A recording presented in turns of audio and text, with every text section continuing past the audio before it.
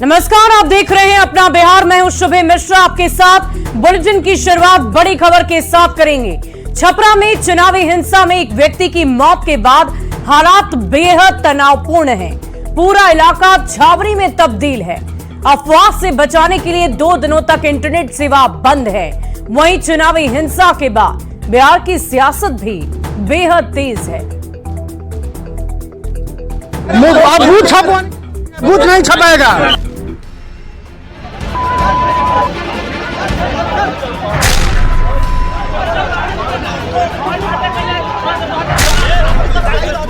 पिछले कई चुनावों से हो रहे शांतिपूर्ण मतदान ने चुनावी हिंसा की घटनाओं को भूली बिसरी कहानी बना दिया था। लेकिन 20 मई को हुई वोटिंग के बाद 21 मई को छपरा में भड़की हिंसा ने बिहार को एक बार फिर सुर्खियों में ला दिया है। छपरा में भड़की चुनावी हिंसा और फायरिंग में एक व्यक्ति की मौत के बाद हालात तनावपूर्ण हैं। किसी भी तरह के अफवाह ना फैले, इसके लिए 2 दिन तक इंटरनेट सेवाएं बंद है। पूरे इलाके को पुलिस छावनी में तब्दील कर दिया गया है और एसपी ने नगर थाना अध्यक्ष को लाइन हाजिर कर दिया है। जल्द ही छपरा में हालात सामान्य हो जाएंगे, लेकिन चुनावी हिंसा के बाद बिहार की सियासत सुलग गई है। देखिए, जंगल राज की आपको तो परिभाषा आज समझ में आ गई होगी सारण में, कि किस तरह से सारण में पुलिस प्रशासन के द्वारा और उनके भाजपा के नेताओं के द्वारा जो की गई 3 लोगों की मौत। आरजेडी नेता तेजस्वी यादव ने स्पीडी ट्रायल कराकर दोषियों को सजा दिलाने की मांग की है। प्रशासन को हम लोग जो है पूरा सपोर्ट कर रहे हैं और हम लोग चाहते हैं कि जो कुख्यात अपराधी है जल्द से जल्द पकड़ा जाए, जल्द से जल्द उसका स्पीडी ट्रायल होकर के उसको कड़ी से कड़ी सजा मिलनी चाहिए। छपरा में भड़की चुनावी हिंसा को लेकर आरजेडी पर निशाना साधते हुए डिप्टी सीएम सम्राट चौधरी ने कहा कि पूरे मामले की जांच कराई जा रही है। माहौल बिगाड़ने वालों को छोड़ा नहीं जाएगा। भ्रष्टाचार ही लालू प्रसाद जी का गहना है और जिस तरह का तांडव छपरा में लोगों ने करवाया है, एक ही बूथ को बार बार डिस्टर्ब करना और जनता को उस्काना। आपको बता दें कि 20 मई को 5वें फेज के मतदान के दिन छपरा के तेलपा बूथ पर आरजेडी उम्मीदवार रोहिणी आचार्य पहुंची थी। बीजेपी समर्थकों ने रोहिणी पर बूथ छपवाने का आरोप लगा दिया। दोनों दलों के कार्यकर्ता आमने सामने खड़े हो गए थे। उस दिन तो किसी तरह पुलिस ने मामला शांत करा दिया, लेकिन मतदान के दूसरे दिन विवाद बढ़ा। दोनों पक्ष आमने सामने हो गए। भिखारी चौक पर मारपीट और फायरिंग की घटनाएं हुई। गोली चली, 3 लोग गोली लगने से जख्मी हुए, जिसमें चंद राय की मौत हो गई। अब तनाव के साथ साथ सियासत भी तेज है। न्यूज़ 18 के लिए पटना से रवि एस नारायण, अमित कुमार और धर्मेंद्र के साथ छपरा से संतोष गुप्ता की रिपोर्ट। और शिवहर से आरजेडी प्रत्याशी ऋतु जायसवाल के पक्ष में वोट मांगने पहुंचे राज्यसभा सांसद मनोज झा ने छपरा में चुनावी हिंसा मामले को लेकर कहा कि लोग ये भूल रहे हैं कि ये बिहार 90 के दशक के बाद का बिहार है। यहां सत्ता समीकरण में सबकी भागीदारी है। आप किसी की भागीदारी को रोकने की कोशिश करेंगे तो लोग आवाज उठाएंगे। आज जो हुआ छपरा में, लोग ये भूल रहे हैं कि 90 के बाद का बिहार है। यहाँ सत्ता समीकरण में सबकी भागीदारी है। अगर किसी की भागीदारी आप रोकने की कोशिश करेंगे इन प्रकार तो लोग स्वर ऊंचा उठाएंगे, और अगर वो स्वर ऊंचा उठा और आपको नागवार गुजरा तो ये आपका प्रॉब्लम है, स्वर उठाने वालों का प्रॉब्लम नहीं है। काराकाट सीट से निर्दलीय मैदान में उतरे पवन सिंह को बीजेपी ने पार्टी से बाहर का रास्ता दिखा दिया है। पार्टी ने उन पर बीजेपी में रहते एनडीए उम्मीदवार के खिलाफ मैदान में उतरने को लेकर सख्त कार्रवाई की है। काराकाट सीट से एनडीए के उम्मीदवार उपेंद्र कुशवाहा हैं, जिनके खिलाफ चुनाव लड़ने पर पवन सिंह डटे रहे। पार्टी विरोधी गतिविधियों में शामिल होने के लिए बिहार बीजेपी के प्रदेश अध्यक्ष सम्राट चौधरी के आदेश से पवन सिंह पर एक्शन लिया गया है।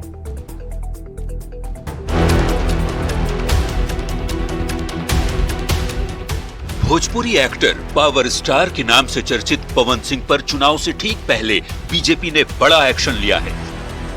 पार्टी से पवन सिंह निष्कासित कर दिए गए हैं। पवन सिंह काराकाट संसदीय सीट से निर्दलीय चुनाव लड़ रहे हैं और यहीं से एनडीए समर्थित उपेंद्र कुशवाहा चुनावी मैदान में है।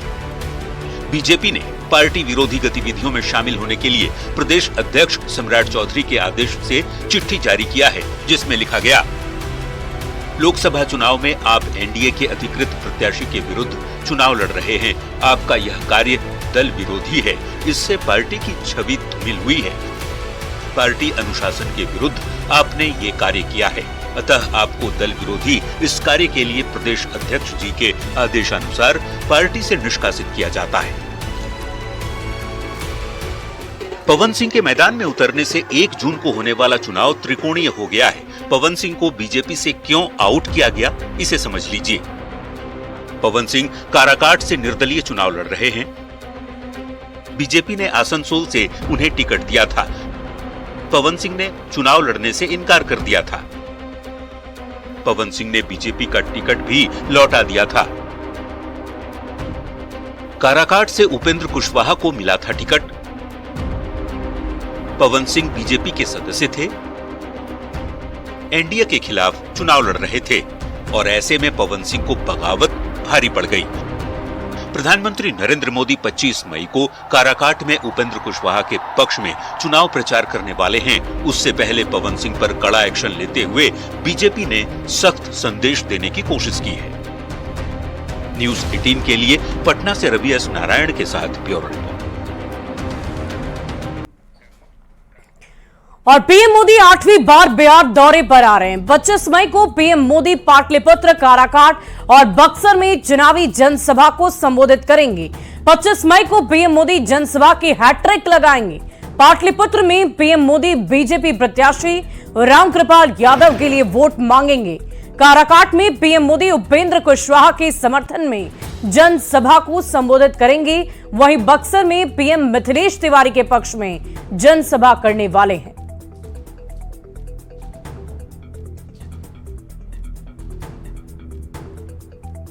ये आगामी 25 मई को देश के कर्मशील प्रधानमंत्री माननीय श्री नरेंद्र मोदी जी बक्सर आ रहे हैं और इसको लेकर के बक्सर में बहुत रोमांच है। बक्सर के लोग काफ़ी खुश हैं और बक्सर की जनता तैयारी कर रही है माननीय प्रधानमंत्री जी के स्वागत की। और गृह मंत्री अमित शाह का बिहार दौरा, 24 मई को बिहार आएंगे अमित शाह। आरा में जनसभा को संबोधित करेंगे अमित शाह। रमना मैदान में अमित शाह की जनसभा है। यूपी के सीएम योगी आदित्यनाथ का बिहार दौरा, 23 मई को सीएम योगी आदित्यनाथ बिहार आएंगे। पूर्वी और पश्चिमी चंपारण में सीएम योगी जनसभा को संबोधित करेंगे। तो ये तारीख 23 मई की, जिस दिन योगी आदित्यनाथ जो उत्तर प्रदेश के मुख्यमंत्री हैं वो बिहार आएंगे। पूर्वी और पश्चिम चंपारण में उनकी जनसभा रखी गई है और ठीक उसके अगले दिन यानी कि 24 मई को गृह मंत्री अमित शाह एक बार फिर से बिहार दौरे पर हैं।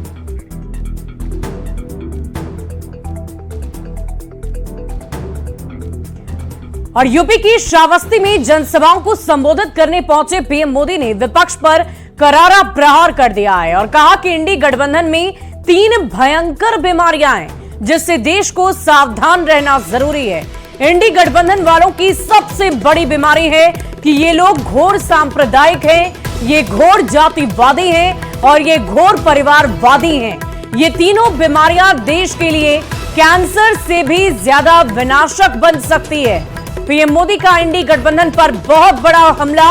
आपको बता दें कि चुनावी जनसभाओं के दौरान आरोप प्रत्यारोप का दौर विपक्ष और सत्ता पक्ष की तरफ से लगातार जारी है और इसी बीच प्रधानमंत्री नरेंद्र मोदी की तरफ से इंडी गठबंधन को हुई बीमारियों का जिक्र किया गया और उन्होंने कहा कि ये सभी घोर परिवारवादी हैं और इनके पास 3 बीमारियां हैं जो देश के लिए कैंसर से भी ज्यादा खतरनाक और विनाशक बन सकती है।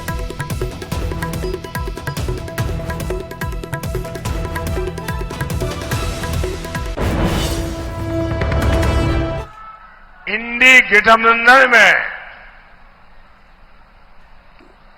ऐसी भयंकर बीमारियां हैं, कैंसर से भी बुरी बीमारियां हैं और ये फैलते फैलते पूरे हिंदुस्तान को तबाह कर दें, इतनी भयंकर बीमारियां ये इंडिया अलायंस में है। 3 बीमारियां जिससे देश को सावधान रहना जरूरी है। ये इंडिया अलायंस वालों की सबसे बड़ी बीमारी है। ये लोग गौर सांप्रदायिक है। दूसरी गंभीर बीमारी है, ये गौर जातिवादी है। और बिहार बीजेपी ने अपनी चुनावी वीडियो में सॉन्ग लॉन्च कर दिया है। बीजेपी प्रदेश अध्यक्ष सम्राट चौधरी ने चाणक्य होटल स्थित मीडिया सेंटर में वीडियो सॉन्ग को रिलीज किया और बीजेपी के वीडियो सॉन्ग में प्रधानमंत्री नरेंद्र मोदी के कामों और बिहार के विकास की गाथा दिखाई गई है। इस मौके पर सम्राट चौधरी ने कहा कि चुनाव प्रचार के दौरान ये वीडियो दिखाया जाएगा। विकास की गाथा है ये सॉन्ग।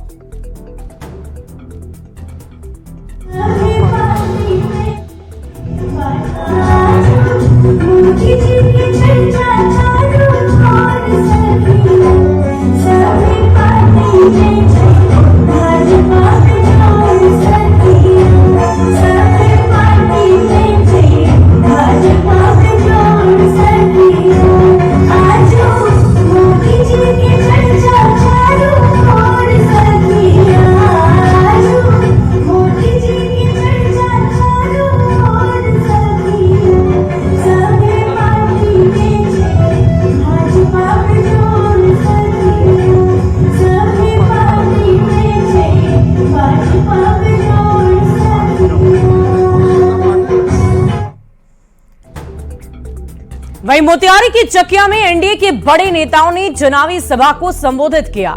एनडीए नेताओं ने एनडीए उम्मीदवार को जिताने और नरेंद्र मोदी को तीसरी बार पीएम बनाने की अपील की है। लोजपा आर के सुप्रीमो चिराग पासवान और केंद्रीय मंत्री नित्यानंद राय और मंत्री जमा खान ने चुनावी सभा को संबोधित किया है।